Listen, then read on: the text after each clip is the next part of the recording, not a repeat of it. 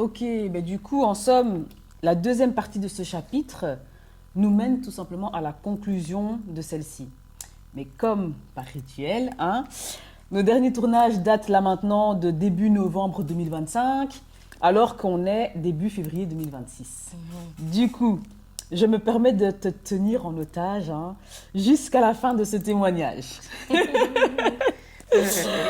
Ce qui veut dire qu'entre-temps, bah, ta vie ne t'appartient pas, tu es encore pour les autres, mais dans le bon sens. Donc, quelles sont les nouvelles de novembre justement jusqu'à ce jour, aujourd'hui, donc le 6 février 2026? Écoute, on arrive à la fin tout doucement de notre témoignage à Fabrice et moi. Et j'ose croire avec conviction qu'il valide mon action. Qu'il valide mon action car certaines de mes interventions proviennent des rêves post-mortem. J'en ai régulièrement parlé comme le moment où je rêve de cet instant où il me parle du vol d'étoiles. Oui. Et à ce sujet, je me retrouve à regarder plusieurs vidéos qui vont dans ce sens. Quand il est vêtu de noir et de rouge, quand il pleure avec le nom au féminin, toutes ces choses. Et encore, ça, ce n'est qu'une partie de ce que j'ai vécu depuis aujourd'hui, depuis aujourd'hui jusqu'en partant de sa mort. Oui. Et donc voilà le pourquoi de ma conviction. Et pour te répondre, de novembre jusqu'à ce jour, toujours dans l'idée de poser un autre autel face au tribunal et dans l'idée de changer les décrets qui ont conduit à la mort de mon mari, après ce témoignage, j'aimerais tenir une conférence. J'aimerais tenir une conférence à la même salle où a eu lieu, a eu lieu le rassemblement pour son deuil. Ok. Où on a fait aussi, tu te rappelles, jouer les orchestres au nom de la coutume par rapport à sa mort. Oui, oui, oui. Moi, je vais organiser une rencontre avec, je l'espère, les followers sur Internet, Ça promet. dont beaucoup m'ont renvoyé avoir été libérés dans leur propre vie. Donc, pourquoi pas en libérer encore plus Tout à fait. à un endroit qui a été traumatisant pour moi. Ouais. Pour rappel, le cimetière est en face de chez moi. Je l'ai évoqué au début des vidéos. Cette salle est dans ma rue, la salle dont j'aimerais faire la conférence. Et au bout de cette même rue, il y a l'église qui a tenu la cérémonie de ses obsèques. Ok. Qui a tenu la cérémonie de ses obsèques. Et plus loin, il y a le funérarium qui se trouve dans la rue où mes enfants pratiquaient leur sport. Et le couronnement de tout est que tous les matins et soirs, on passe par la gare de l'Ouest depuis maintenant 4 ans Ouais. pour aller à l'école, endroit où il est tout simplement décédé. Oui, oui, oui, oui, oui. L'univers, on dirait que l'univers avait tout commandité pour que je coule ou que je retourne officiellement dans ma vie de jeune fille ou en réaménageant chez ma mère, en allant chez ma soeur par exemple. Sinon, en sombrant au travers de l'isolation. Comme j'expliquais précédemment, mon quartier m'effrayait. Oui, oui, oui. Mon quartier m'effrayait. Je suis restée plus ou moins 1 an et demi en ne sortant quasiment pas de chez moi. Et ce retour dans les décombres de nos histoires et de ces lieux physiques qui ont entouré mon appartement par ce drame, le procès en appel où j'ai obtenu gain de cause, je suis beaucoup plus apaisée, même si le conducteur a fait appel en cassation. Ok. Les nouvelles sont que je me sens vraiment assise et pleine d'assurance. Génial. Mon quartier, aujourd'hui, je peux dire qu'il est plein de vie. Même quand on va au cimetière, tu sais, les enfants ont une facilité à raconter des blagues. Et le dernier qui ne l'a pas connu, en somme, quand ça fait longtemps, il me dit, on va pas aller voir papa Fabrice. Oh. Tu vois. Donc, voilà. Génial. Eh bien, franchement, pour résumer un peu le tout, hein, ta conviction que Fabrice valide ton action, l'organisation d'une rencontre, toi qui sors de ce qui t'était destiné quelque part en retournant dans ta vie de jeune fille, notamment en retournant chez ta mère ou en sombrant dans la folie et autre chose. Le procès verbal pour lequel, enfin le procès plutôt pour lequel tu as obtenu gain de cause, bien qu'il y ait un appel en cassation, mais au final il y a quand même de bonnes nouvelles vu que tu te sens vraiment, comme tu as dit, assise et pleine d'assurance. Exactement. Et en plus de tout ça, tes enfants, et même ton dernier d'ailleurs qui réclame aussi justement de voir leur père au cimetière, alors que pour le dernier, ben, il l'a connu pendant beaucoup moins longtemps que les autres. C'est ça. Donc je peux dire que ce sont de réelles victoires. Oh, Ah ouais. merci Fanny, merci Fanny. Et c'est vraiment chouette aussi d'entendre dans ce sens, mais maintenant, passer à une conférence au même endroit où a eu lieu son deuil et aussi après ce témoignage, est-ce que ce n'est pas une manière quelque part de ne pas vouloir tourner la page et de s'enfermer dans quelque chose de morbide? Et aussi, pourquoi la conférence serait-elle associée à un autre hôtel différent du tribunal que tu as associé à un hôtel de sacrifice sur le plan spirituel?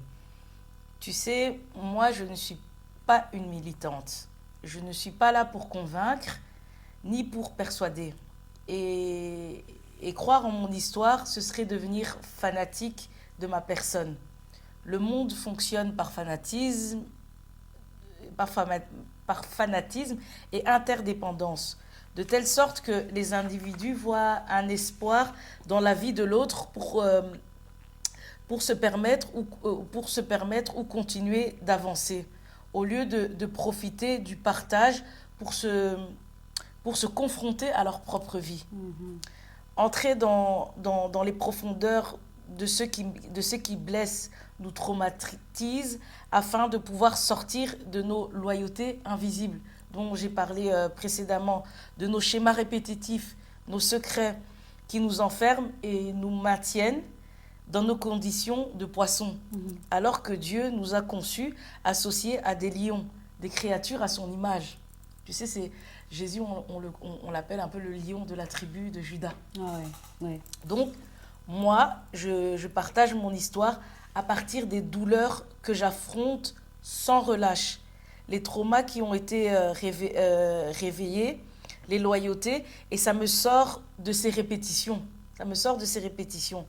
Quand tu dis tourner la page ou parle de morbidité, juste parce que je continue à mettre en lumière toute cette souffrance héritée, vécue et accumulée, pour moi, tourner la page, et quand tu parles de morbidité, c'est baser sa foi, son sens de la thérapie et la spiritualité vers la fuite. Tant que ces loyautés ne sont pas mises totalement en lumière, la guérison, la délivrance reste bloquée selon moi. La foi authentique ne nie pas la réalité psychique, elle l'éclaire, et pour ça, ça demande un engagement intérieur, du courage, voir la vérité dans toute cette vie de tabous, de secrets, de déséquilibre au niveau des places, des rôles, et ça demande parfois de renoncer à ce qui nous a construits,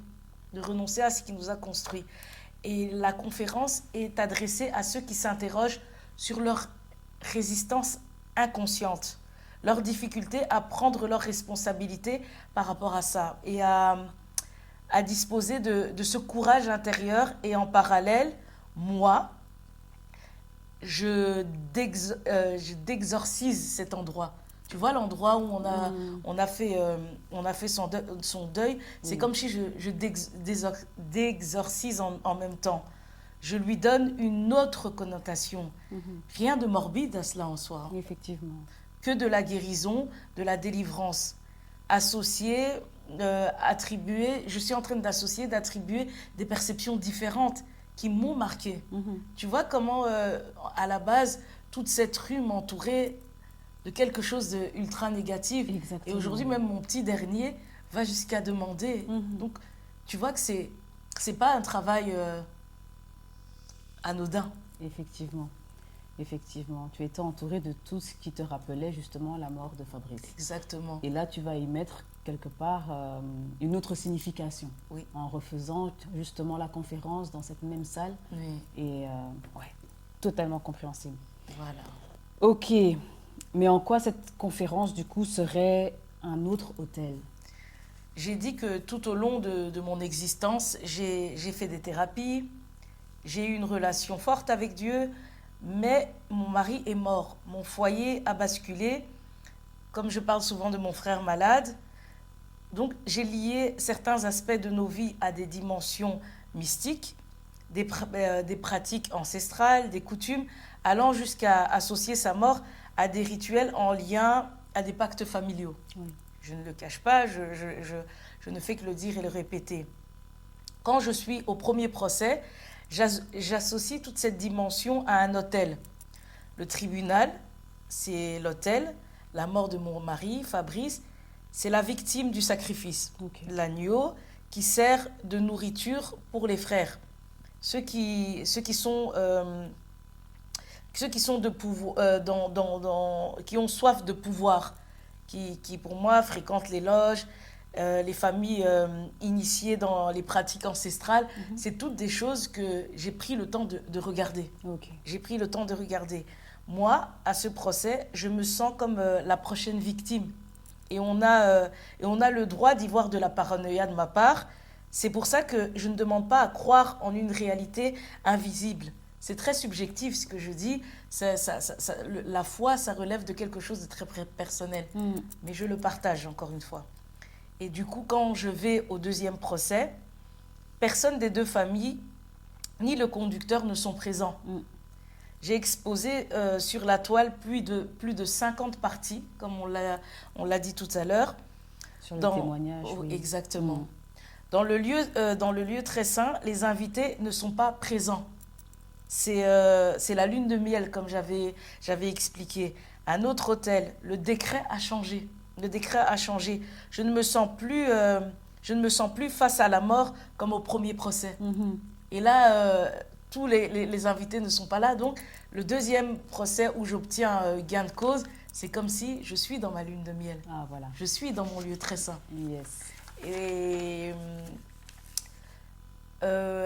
même à ce moment-là, au deuxième appel, le conducteur n'est pas là. Oui.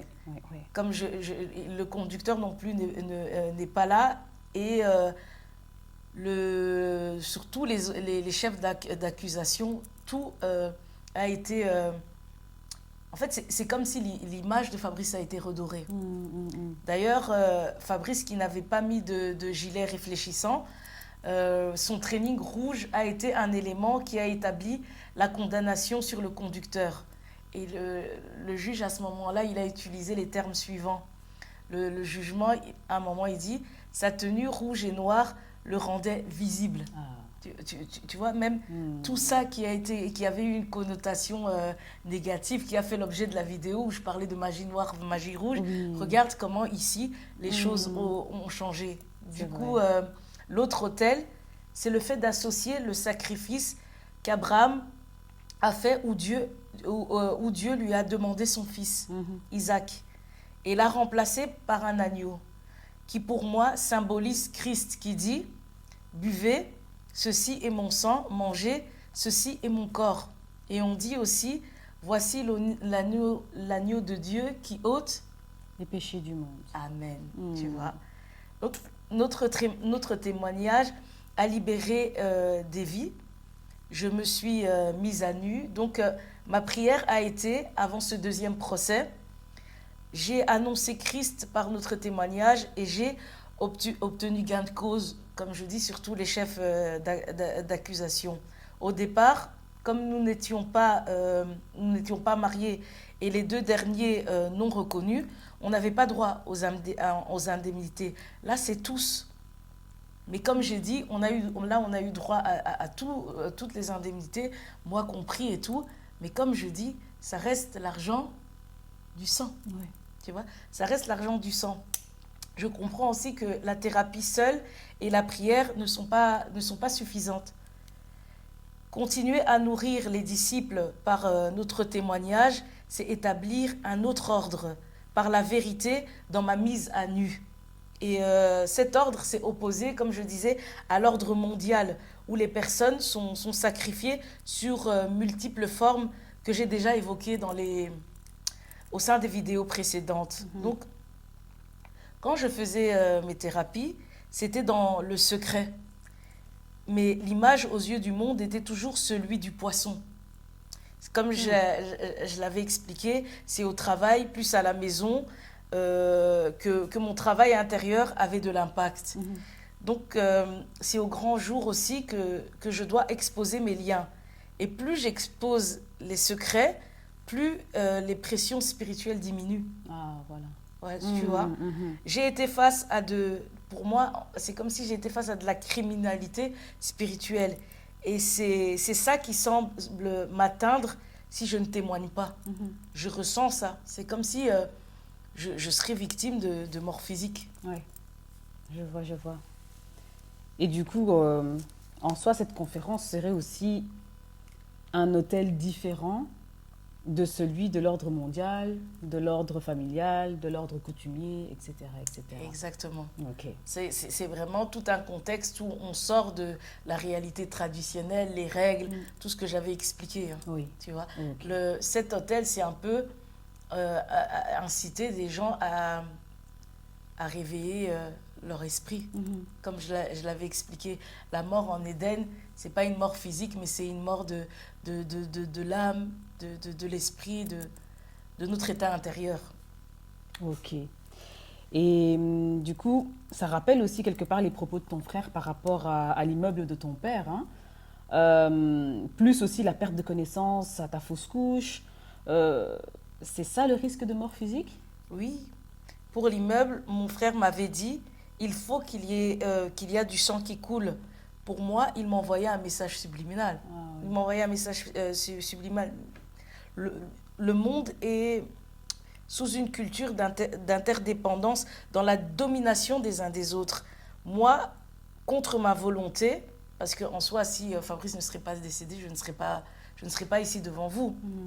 Donc, contre ma volonté, j'invite à une culture de l'amour des uns des autres. Le seul moyen de renverser un pouvoir spirituel, c'est en créant la révolte intérieure, comme je disais, chez les individus, celle de l'esprit. C'est une protection qui fonctionne et qui me convient le mieux. On ne peut pas atteindre Dieu en oubliant ceux qui souffrent. La spiritualité, la foi en Dieu, c'est de contribuer tous les jours à libérer toutes les âmes captives dont l'étoile ne brille plus. C'est pour cela que fatalement, je suis arrivée jusqu'à vivre un tel désastre. La mort de mon mari et en parallèle, ce décès révèle jusqu'où on a été bloqué, vendu dans nos liens familiaux. Ok. Mais du coup, quand tu dis que c'est pour ça que tu as vécu de tels désastres, est-ce que tu veux dire que c'est parce que tu n'avais pas encore atteint ceux qui souffrent, justement? Ah non, quand je dis que j'ai vécu de... Attends, répète un peu ce que tu veux. Parce que tu disais tout à l'heure que tu as vécu de tels désastres et que c'était parce que tu n'avais pas atteint justement les personnes qui souffrent. Là où tu disais que pour atteindre Dieu, il faut atteindre les personnes qui souffrent. Est-ce que il y a une corrélation? Ah, je pense pas qu'il y ait bon, je ne pense pas qu'il y ait une corrélation ou non, je pense pas qu'il y ait une corrélation, mais quand je dis que ça m'a montré jusqu'où on a été bloqué, c'est juste pour évoquer que, c'est juste pour expliquer que on est tous enfermés dans des liens familiaux et en fait, moi, j'ai été jusqu'au bout de cette réalité. Oui. Maintenant, avec cette réalité qui me frappe, j'ai pu constater combien il était important de toucher des âmes.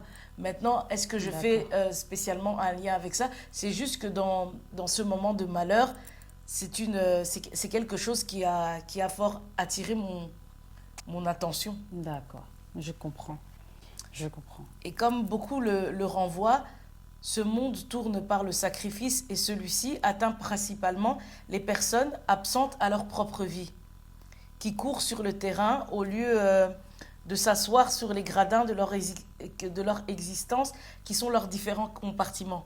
Tu te souviens, les compartiments, j'expliquais nos différents rôles dans la vie professionnelle, maternelle, de couple, de femme, voilà. Oui.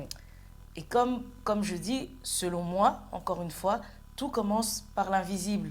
Donc, en révélant nos liens, à Fabrice et moi, je détrône ceux qui auraient cherché à tirer profit de notre absence liée à notre ignorance sur nous-mêmes, nos compartiments. Oui. Les énergies, c'est ça la nourriture et le vin qui stimule le corps à créer ce qui illumine ces compartiments. Le renversement de mon foyer, de mon couple par la mort physique de mon mari a atteint une énergie dans le compartiment, dans nos compartiments couple et famille. Oui. Et sur le plan spirituel, tu vois, sur le plan spirituel, grâce à cette exécution physique, cette énergie peut être distribuée à d'autres, les disciples dans des loges, des clans familiaux, dans les initiations ancestrales, et ainsi de suite. Donc, en mangeant le pain et le vin par le sacrifice, l'énergie du couple et de mon foyer, tout ça est transféré vers ceux qui ont participé au repas. Le repas qui est le corps et le sang de mon mari. Oui. Tu vois?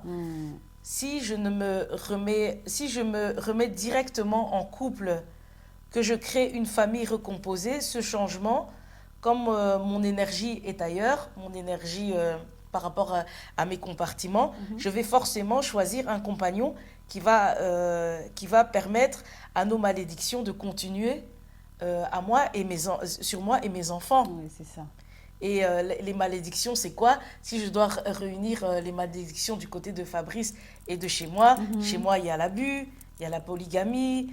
Et du côté de Fabrice, c'était la vie festive, l'impossibilité d'évoluer niveau études, le travail d'ouvrier, tu vois, alors qu'il avait les capacités d'employer, tu vois, toutes ces choses.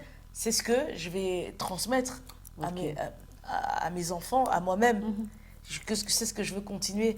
Et donc, le silence de ne pas faire mon témoignage me rendrait officiellement complice de ce sacrifice. Et le transfert, les liens peuvent se poursuivre. Donc, c'est comme si je pense que pour moi, le silence serait un contrat tacite. C'est une signature. Oui, c'est vraiment fort ce que tu dis. Le silence est un contrat tacite. Voilà. Une signature. Et c'est tellement vrai, en fait. À ne rien dire, on accepte aussi. Donc, et regarde, j'expliquais aussi dans le transgénérationnel et la psychogénéalogie, souvent les traumas, on se donne des fardeaux. Pourquoi? À cause des secrets. Oui. Le secret est aussi lié au silence. Oui, effectivement. Effectivement. Et donc, beaucoup de familles se construisent en fonction du silence. Et donc, on donne plus de pouvoir au silence, au secret, qu'au bien-être familial. Et donc, c'est à ça que j'expliquais que je me défais de ce qui m'a construit. Et souvent, en fait, les familles se construisent de ces silences. C'est ça. C'est ça. Effectivement. Et qu'est-ce que tu veux dire par le fait que les aliments qui sont le pain et le vin sont le corps qui produit de l'énergie? Comme je dis toujours, à la base, nous avons été créés à l'image de Dieu. Lui qui est omniscient, omniprésent, ça veut dire qu'il sait tout et partout. Nous comprenons qu'à la base, nous devions connaître notre existence, la maîtriser et être présent à tous nos compartiments. À tous nos compartiments. Donc Dieu ne fait aucun favoritisme à la base. Personne n'est censé être bête, ni malade, ou manquer de quoi que ce soit.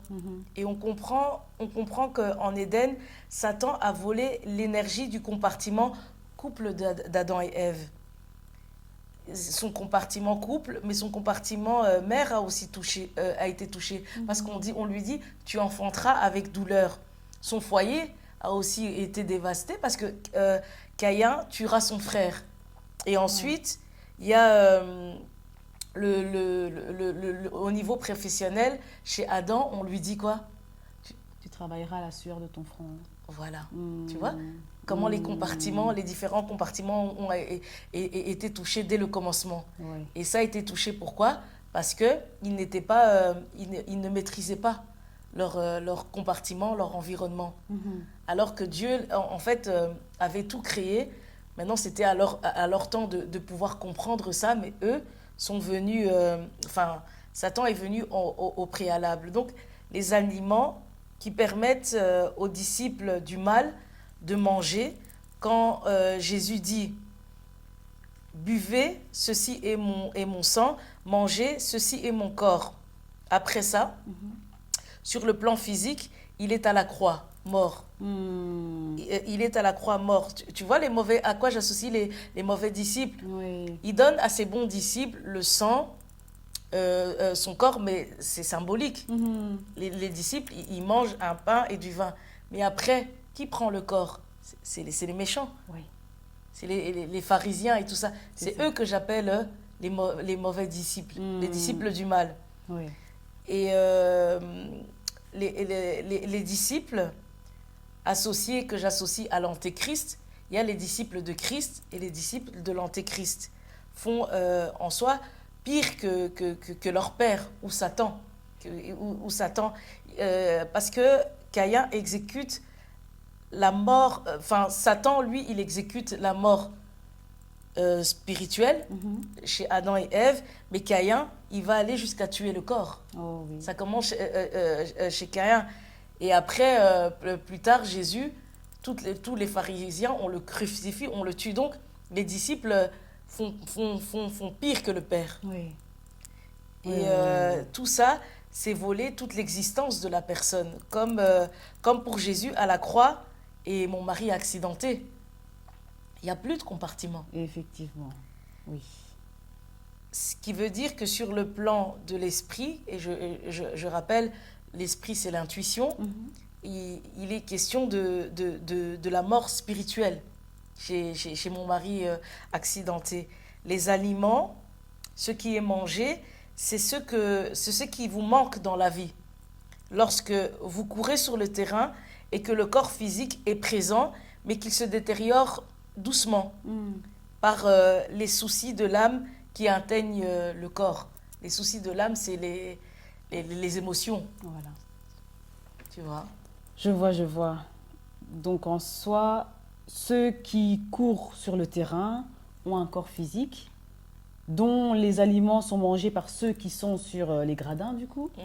Et les aliments, comme tu l'as dit, étant l'énergie des différents compartiments, touchés donc, comme toi avec le compartiment couple, le compartiment mère, de famille, c'est ça, hein? Exactement. Ok. Voilà. Ok. Avoir des enfants, par exemple, je peux rajouter, hein, avoir des enfants, être malade, le mariage, un travail, votre vie sociale, c'est ça qu'on peut vous dérober à votre insu. Un appât pour le disciple voleur, les mauvais disciples, celui qui a pour père le diable. La Sainte Seine est associée. Tu sais, des fois, dans des documentaires, ils vont dire que la Sainte Seine, ou dans les prédications, ils vont dire que la Sainte Seine est associée à des tontines spirituelles. Ce sont on appelle ça dans des rites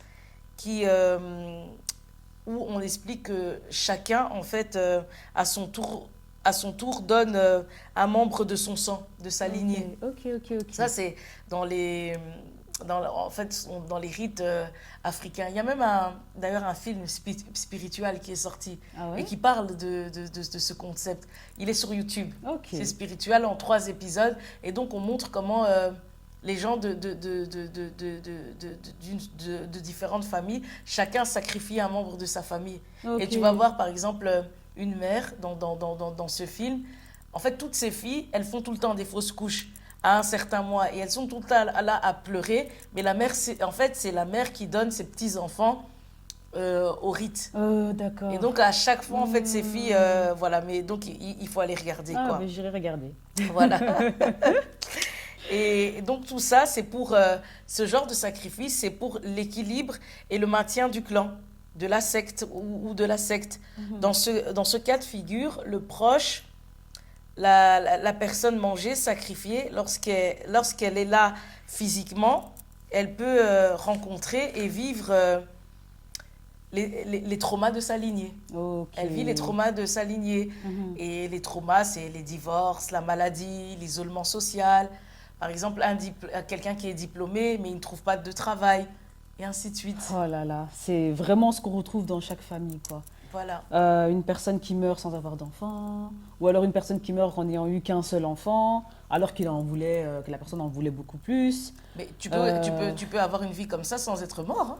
En plus, oui. Voilà. Oui, Il ne faut pas spécialement mourir. Effectivement. Mhm. D'autres qui sont malades physiquement, d'autres qui sont malades psychiquement. Comme tu le dis aussi bien, une personne qui est diplômée mais qui ne trouve pas de travail. Voilà, des exemples comme ça, il y en a beaucoup. Et d'ailleurs, je suis curieuse de savoir de votre côté s'il y a d'autres exemples de ce genre. Ah.